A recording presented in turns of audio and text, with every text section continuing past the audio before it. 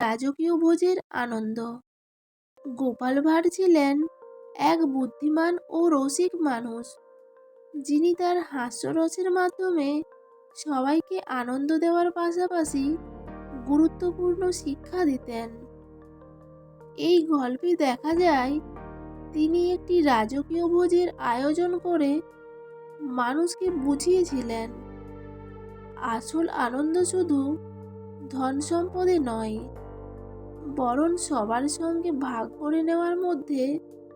সহজ একটি ঘটনার মাধ্যমে তিনি ধনী গরিব সবার মনে সমতা ও সহানুভূতির গুরুত্ব তুলে ধরেছেন। হাই বন্ধুরা, আমি রিম্পা। আমার ইউটিউব চ্যানেল জাস্ট ওয়াচ রিম্পাতে সবাইকে স্বাগত জানিয়ে আজকে চলে এসেছি নতুন একটা গল্প নিয়ে। তো বন্ধুরা, যদি আমার গল্পটি ভালো লেগে থাকে তাহলে একটি লাইক আর একটি কমেন্ট করবেন, আমার ভালো লাগবে। তো আসুন পুরো গল্পটি শুরু করি। নদীর ধারে ছোট্ট এক রাজ্য। সেই রাজ্যের রাজা ছিলেন খুবই উদার ও দয়ালু, আর তার দরবারের সবচেয়ে বুদ্ধিমান মানুষ ছিলেন গোপাল ভাঁড়।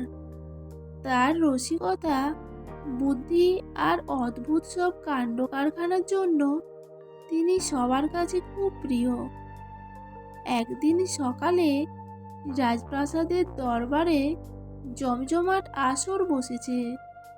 মন্ত্রী, সৈন্য, কবি, পণ্ডিত সবাই নিজেদের জায়গায় বসে আছে। সেদিন রাজা বিশেষ খুশি, কারণ পাশের রাজ্য থেকে কিছু গুরুত্বপূর্ণ অতিথি এসেছেন। অতিথিদের সামনে রাজা এক বিশাল ভোজের আয়োজন করলেন। সোনার থালা, রূপোর বাটি, নানা রকম সুগন্ধি খাবার, পোলাও, মাংস, মিষ্টি, ফল, সব কিছু সাজানো। চারিদিকে এমন সুগন্ধ ছড়িয়ে পড়ল যে মনে হচ্ছিল স্বর্গ নেমে এসেছে। গোপাল এক কোণে দাঁড়িয়ে সব দেখছিলেন। তিনি লক্ষ্য করলেন অতিথিরা খুব আনন্দ করে খাচ্ছে, হাসছে, গল্প করছে। কিন্তু প্রাসাদের বাইরে দরজার ওপারে কিছু গরিব মানুষ দাঁড়িয়ে কেবল তাকিয়ে আছে। তাদের চোখে ক্ষুধা, কিন্তু ভেতরে ঢোকার সাহস নেই। এই দৃশ্য দেখে গোপালের মনে এক অদ্ভুত চিন্তা এলো। এ কেমন আনন্দ! মনে মনে বললেন তিনি। যেখানে কিছু মানুষ পেট ভরে খাচ্ছে আর কিছু মানুষ দূর থেকে তাকিয়ে থাকে, সেদিন থেকেই গোপালের মাথায় এক পরিকল্পনা ঘুরতে লাগলো। পরদিন সকালে গোপাল খুব তাড়াতাড়ি রাজপ্রাসাদে গেলেন। রাজা তখন বাগানে হাঁটছিলেন। গোপাল মাথা নত করে বললেন, মহারাজ, একটা অনুরোধ আছে। রাজা হেসে বললেন, বলো গোপাল, তোমার অনুরোধ মানে তো নিশ্চয়ই নতুন কিছু মজা।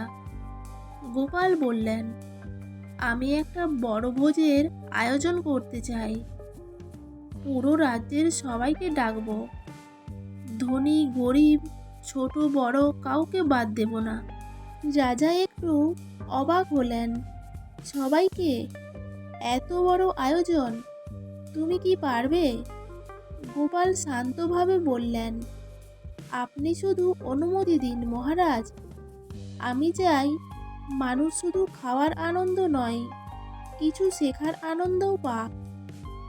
রাজা মুচকি এসে বললেন, ঠিক আছে, তোমাকে অনুমতি দিলাম, দেখি তুমি কি করো। তারপর শুরু হলো গোপালের কাজ। তিনি নিজে গ্রামে গ্রামে শহরে শহরে ঘুরে নিমন্ত্রণ করতে লাগলেন। শুনুন শুনুন, গোপাল ভাঁড়ের বাড়িতে রাজকীয় ভোজ, সবাই আসবেন, কেউ বাদ যাবেন না। এই খবর আগুনের মতো ছড়িয়ে পড়ল। ধনী লোকেরা ভাবল, নিশ্চয়ই রাজপ্রাসাদের মতো আয়োজন হবে। আর গরিব লোকেরা ভাবল, জীবনে হয়তো প্রথমবার এত বড় ভোজ খাওয়ার সুযোগ। সবাই দিন গুনতে লাগলো। ভোজের দিন অবশেষে সেই দিন এলো। সকাল থেকেই মানুষ সাজগোজ করে হাসি খুশি মুখে গোপালের বাড়ির দিকে যেতে লাগলো। কেউ নতুন কাপড় পরে এসেছে, কেউ পুরনো কাপড় ধুয়ে পরিষ্কার করে এসেছে। সবার চোখে একটাই আশা, আজ ভালো কিছু খাওয়া যাবে। কিন্তু গোপালের বাড়িতে পৌঁছে সবাই থমকে গেল। না কোনো বড় প্যান্ডেল, না কোনো সাজসজ্জা, না কোনো রান্নার ধোঁয়া, শুধু একটা খালি উঠোন। আর মাঝখানে গোপাল শান্তভাবে বসে আছেন। একজন ধনী ব্যক্তি রেগে বললেন, এই যে গোপাল, এ কেমন ভোজ? আমাদের সঙ্গে মজা করছো? আরেকজন বলল, আমরা এত আশা করে এলাম, আর এখানে কিছুই নেই। গরিব লোকেরা হতাশ হয়ে পড়ল। তারা ভাবছিল, আজ হয়তো ভালো করে খেতে পারবে। গোপাল হাত তুলে সবাইকে শান্ত করলেন। সবাই বসুন, ভোজ শুরু হবে। সবাই অনিচ্ছায় বসে পড়ল। সময় যেতে লাগলো। সূর্য উপরে উঠল, কিন্তু খাবার এলো না। ক্ষুধায় সবাই অস্থির হয়ে উঠল। গোপালের শিক্ষা। অবশেষে গোপাল উঠে দাঁড়ালেন। আপনারা রাগ করছেন তাই না? তিনি বললেন, সবাই একসঙ্গে বলো, অবশ্যই এটা কিরকম আচরণ?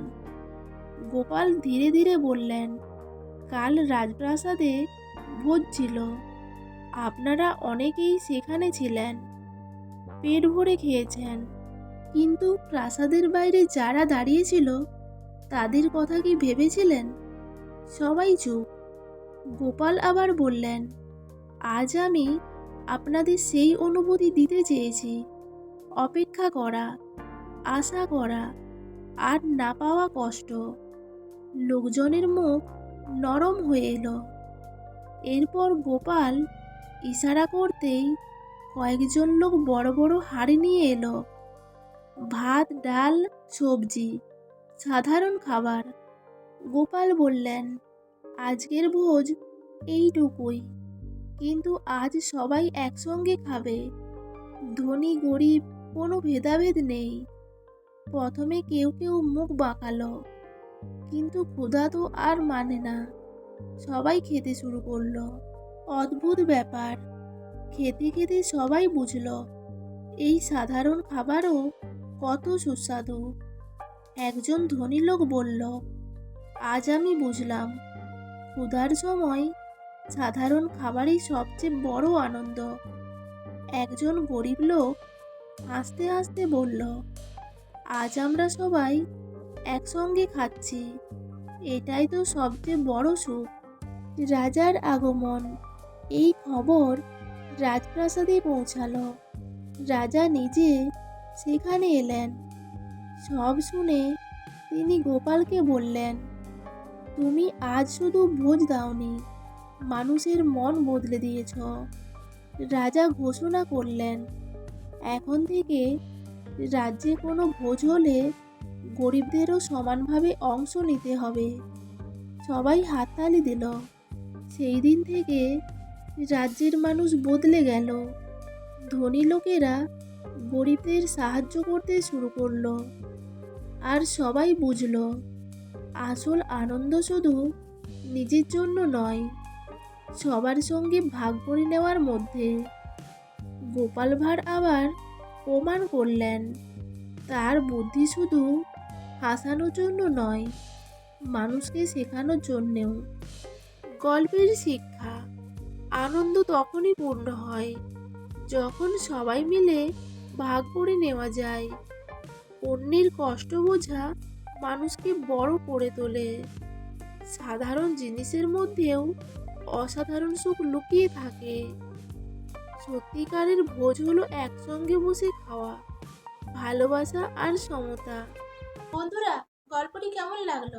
গল্পটি যদি ভালো লেগে থাকে তাহলে একটি লাইক আর একটি কমেন্ট করবেন। আর যদি আমার চ্যানেলে নতুন হয়ে থাকেন তো চ্যানেলটি সাবস্ক্রাইব করে পাশে থাকবেন। গল্পটি শেষ পর্যন্ত শোনার জন্য অসংখ্য ধন্যবাদ।